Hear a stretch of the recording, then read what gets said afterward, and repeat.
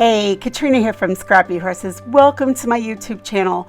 Always happy when you pay me a visit.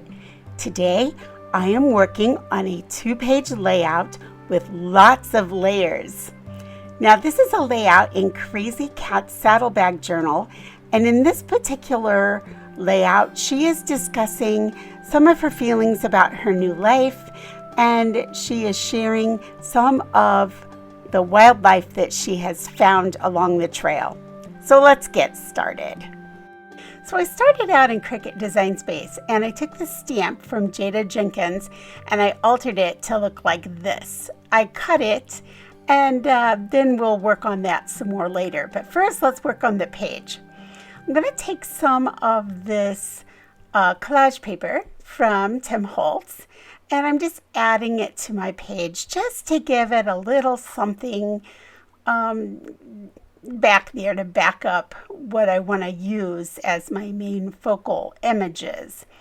So I'm taking some Liquitex mixed media gel, and I'm just brushing it over the page and over those pieces of tissue paper. Once I have that done, I'm going to set that aside to dry. While that's drying, I'm going to take those pieces that we cut in Cricut Design Space, and I'm going to ink those up with some champagne ink from Close to My Heart. I'm going to go ahead and just really put in that score line. Now, I put it in Cricut Design Space, but I always like to kind of deepen it up. I'm going to go ahead now and add the acetate. I'm going to add a piece of acetate to each one of these stamp pieces that I cut. On one of them, I'm going to add it to the wrong side. That's what I'm doing here. I'm adding the acetate to the wrong side of it. Now on the back piece, that's the piece with the fold, I will be adding the acetate to the right side of it, because obviously the right side is gonna be glued to the wrong side of the other one. I went ahead and I inked both sides of this particular piece. This is the piece that will go on the back, just in case anything showed from the front. That's why I did that. I wouldn't have had to, but I did. So now I have placed my wild chicory into the little slide here, and I'm going to place the top onto the bottom, encasing that piece of wild chicory. Now, interesting thing about wild chicory, I thought it was cornflower growing out there all these years. And then when I looked it up, it was like, wait, the pictures look more like wild chicory. So I did a little research and found that yes, it's wild chicory growing out by my fields. All right, so I'm placing that in. I dried that piece of wild chicory in my Betty Crocker cookbook. It's a family cookbook. It's good to know that cookbook's good for something, right? I dried this in there. Wild chicory is actually a beautiful blue, purple, gray color. It is not the color you see here, but as the flower dries, it loses its color. So that's why it looks so clear or white. All right, I'm coming in and I have marked on my page where I want to put this brown distress paint. What I'm doing is I'm basically creating a background or a frame for my piece.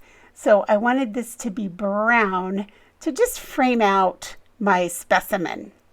I will come in later and do some writing around with a pen, a black pen, and it just kind of fills up the page and gives it interest. The writing isn't even that important. Well, it is to Crazy Cat because it's her thoughts and feelings. But for me, the creator of the book, it's really more about just getting a lot of texture on the page. So you can see that this gives it a nice thin frame around here. All right, this is the actual scientific name for wild chicory. I'm not even going to try to say that because it would be embarrassing. And in case somebody who really knows what they're talking about sees this video, I don't want them to be rolling their eyes, so I won't even try. I'm going to go ahead and ink over it, and I've written it in pencil, and I will go over it in ink. You see my ink pen sitting there. I do almost everything in pencil because the second I get an ink pen in my hand, I make a mistake. So I always write in pencil, and I also put lines in because I can't write anything in a straight line. So I created a stencil for that, and I will go ahead and list that below if you're interested in how to make a line stencil in Cricut Design Space. All right, so I have that written, and now I'm going to erase my lines and the pencil marks that were there. And I will go ahead and let that set while I erase the lines in my book where I wrote. All right, so once I get everything erased, then it will be time to go ahead and start putting things in place.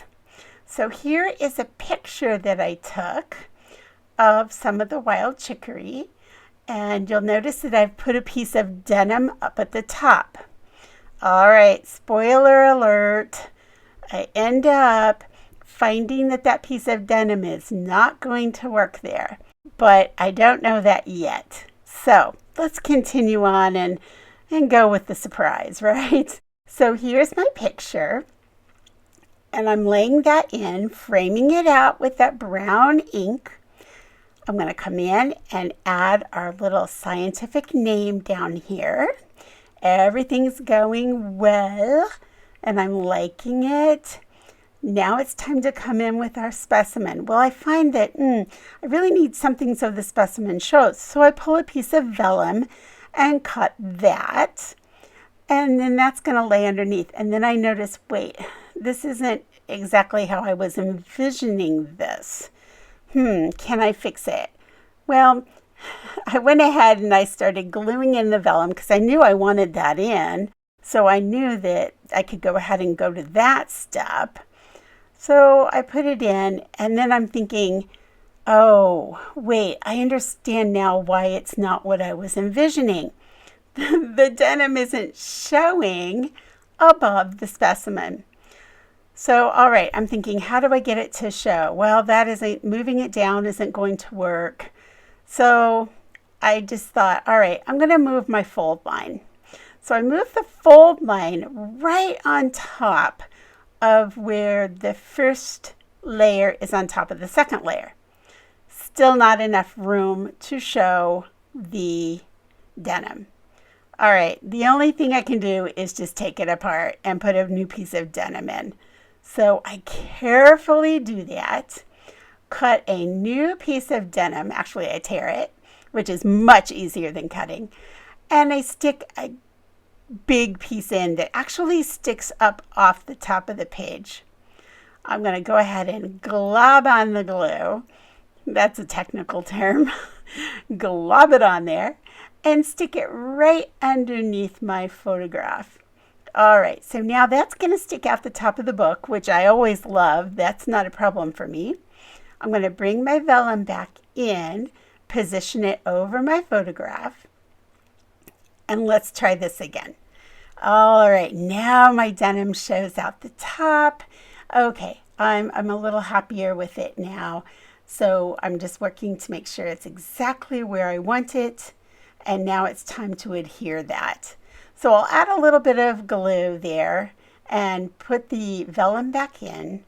And now I'm deciding, how do I want to put my specimen in? All right, I'm going to get some double score tape, and I'm going to, it's very thin, I'm going to go ahead and put it on the flap. Then I'll cover it with Fabric-Tac, of course, and glue it right on top of that piece. So now this flips up, I've got my piece of vellum, and then I have my photograph with the scientific name. It's all there now. It works. But it still looked a little funny with the blue right next to the the off-white there. I felt like I needed some color. So I grabbed my Barely Arts glue and a little piece of lace that came in a grab bag. Actually, it was a pretty good sized piece of lace. And I cut a little snippet here to put in, and we'll just glue that right into place, and that'll add a little more color. It's actually about the color of wild chicory, so it was a great color for this page. So then I felt like it needed a little something else. So I looked around on my desk and there was a torn piece of washi tape. So now I can finish off this page with that little snippet. Hey, thanks for joining me today. I am so happy you stuck with me through this video. At this point, I have several videos of Crazy Cat's journal pages, so I will link those below, as well as the stencil video. So if you want to check any of those out, I invite you to do so. I also invite you to leave any comments or questions. Have a wonderful, wonderful week, and I will catch up with you in the next video. Bye.